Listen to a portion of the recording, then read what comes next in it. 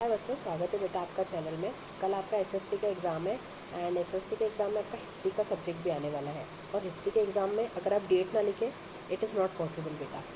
आज मैं आपको अल्टीमेट डेट शीट देने वाली हूँ, जो कि आप अगर अपने क्वेश्चन में इन डेट्स से रिलेटेड कोई भी क्वेश्चन पूछा गया तो आप क्या कर सकते हैं, इन डेट्स को मेंशन कर सकते हैं बोल्ड लेटर्स में। एंड जो आपको नंबर देने की जो प्रोबेबिलिटी थी, मान लीजिए आपके 3 नंबर, जो आपका एग्जामिनर था वो आपको 3 नंबर देने वाला था, है ना।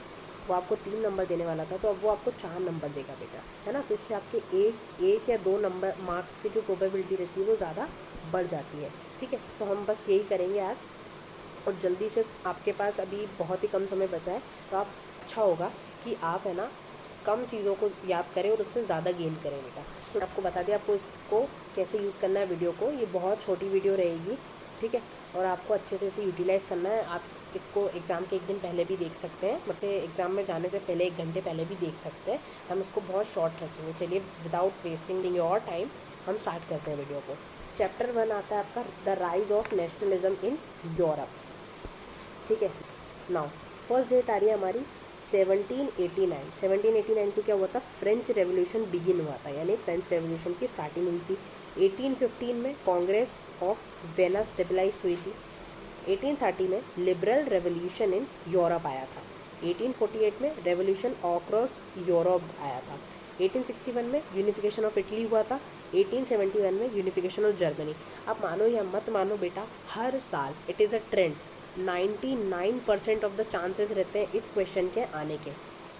ठीक है, कितने, 99% प्रोबेबिलिटी होती है इस क्वेश्चन के आने की कि ये आपके एग्जाम में आएगा ही आएगा। % चांसेस होते हैं यूनिफिकेशन ऑफ इटली या यूनिफिकेशन ऑफ जर्मनी से क्वेश्चन आने का। और अगर आपके पास ये क्वेश्चन आ गया और आपने अगर ये डेट्स को मेंशन कर दिया, तो आप वहाँ पे एग्जामिनर के सामने अच्छा इंप्रेशन जमा पाएंगे। ठीक है, और एग्जामिनर क्या करेगा, आपको मार्क्स भी अच्छे देगा। तो आपको 1861 और 1871 याद रखना है। देखो, यूनिफिकेशन ऑफ इटली 1861 में हुआ था, उसके ठीक 10 साल बाद, है ना। 1861 में अगर आप 10+ करेंगे तो आएगा 1871, है ना।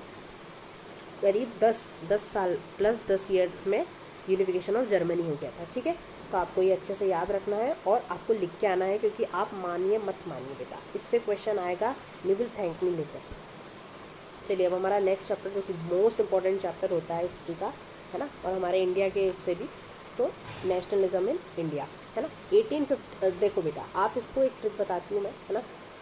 19 तो स्टार्ट, हमेशा आपको क्या याद रखना है, नेशनलिज्म इन इंडिया में 19 तो कॉमन है, 19 19 19, है ना, ये सब तो कॉमन है। याद क्या रखना है आपको, इसके पीछे वाली डेट्स आप यहाँ लिख सकते हैं, 15 17, है ना। आप इसको फ़ोन नंबर की तरह याद रख सकते हैं। आप ऐसे मत लिखिए, ऐसे 15 17 19 20 एंड सो ऑन। जितनी भी आपको डेट्स दे रखी है बेटा, 22 30 31 42 एंड 47, जितनी भी आपको डेट्स दे रखी है, sorry for the bad hand writing, है ना। आपको जो भी डेट्स दे रखी है, आप उसको फ़ोन नंबर के थ्रू याद कर सकते हैं। ठीक है, तो आपको ये डेट आपको याद रखनी है। चलो, मैं बता देती हूँ आपको। 1915 में क्या हुआ था, Gandhi returns to India. Gandhi ji कहाँ से, साउथ अफ्रीका से कहाँ आए थे बेटा, इंडिया आए थे। ठीक है, 1917 में चंपारण सत्याग्रह हुआ था। 1919 में जलियांवाला बाग मैसकर हुआ था। 1920 में नॉन कोऑपरेशन मूवमेंट स्टार्ट हुआ था। 1922 में चोरी चौरा इंसिडेंट हुआ था। चोरी चौरा इंसिडेंट, है ना, आपको NCERT बेटा लाइन बाय लाइन करके जानी होती है ना। हिस्ट्री का पेपर ऐसा होता है कि हिस्ट्री मतलब कि SST का पेपर ऐसा होता है, NCERT लाइन बाय लाइन आपको पढ़ के जानी होती है। और अगर आपने पढ़ी है तो आपको ये सब याद होगा, and it is the most important. 1930 में दांडी मार्च हुआ था। 1931 में गांधी इरविन पैक्ट हुआ था, सॉरी। 1942 में क्विट इंडिया मूवमेंट हुआ था। और ये डेट तो आप याद आपको सबको होगी, it is very common. Independence day हमारा सेलिब्रेट करते हैं हम, क्यों, क्योंकि इस दिन हमारा जो कंट्री है इंडिया, वो इंडिपेंडेंट हुआ था फ्रॉम ब्रिटिश। चलिए, अब नेक्स्ट हम चैप्टर पे पढ़ते हैं। 3 और 4 चैप्टर बहुत छोटे थे, तो मैंने उनको मिक्स कर लिया है। ठीक, 3 एंड 4 chapter, global world and industrialization. 90th century में पीक ऑफ इंडस्ट्रियलाइजेशन, यानी ट्रेडिंग का सिस्टम पीक हुआ था, बिल्कुल इंक्रीज़ हुआ था, इसका इंक्रीमेंट हुआ था। ठीक है, 1929 में ग्रेट डिप्रेशन आया था। 1944 में ब्रेटन वुड्स कॉन्फ्रेंस हुई थी। 1760 में आपकी इंडस्ट्रियल रेवोल्यूशन बिगिनस हुआ था।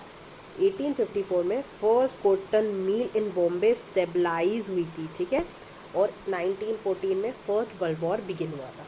Okay okay, now the last chapter, the print culture. चलिए प्रिंट कल्चर को देखते हैं। अब देखिए इसमें सीक्वेंस क्या है, 14 15 16 नहीं है, 17 18, ठीक है, 14 15 16 नहीं है, 17 18 ऐसे याद रखो। और सबके पीछे बेटा 0 है, सिर्फ 18 78 में 8 है लास्ट में। आपको थोड़ा इसमें मेहनत करना पड़ेगा बेटा, है ना, हर चीज़ का निमोनिक्स नहीं अवेलेबल होता, ठीक है। 1440 में क्या हुआ था, गुटेनबर्ग प्रिंटिंग प्रेस स्टेबलाइज हुई थी। 1550 में प्रिंटर्स अक्रॉस यूरोप गए थे। 1780 में फर्स्ट इंडियन न्यूज़पेपर आया था। और 78 में वर्नेक्यूलर प्रेस एक्ट हुआ था। तो ये बेटा कर सकते हैं ना, ये हो गया आपका लास्ट चैप्टर भी। अब देखो मैंने जो आपको ऊपर ट्रिक बताई that is phone number trick, है ना, ये मैंने लिख दी डेट, ऊपर की डेट से, है ना, ये इंडिया वाले चैप्टर की डेट है आपकी।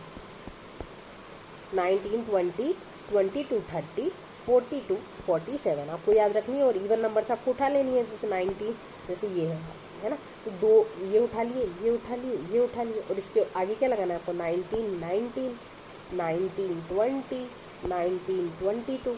सिंपल आपको ऐसे करना है, ठीक है। आई होप बेटा आपको वीडियो अच्छी लगी होगी। अच्छी लगे तो अपने फ्रेंड्स के साथ शेयर कर देना, क्योंकि सबका बोर्ड का एग्ज़ाम से, ठीक है। नेक्स्ट वीडियो में अगर आपको इसमें कोई भी चीज़ चाहिए आप मुझे बताइएगा कमेंट्स में, मैं नेक्स्ट वीडियोस पे प्रिपेयर करने की कोशिश करूँगी।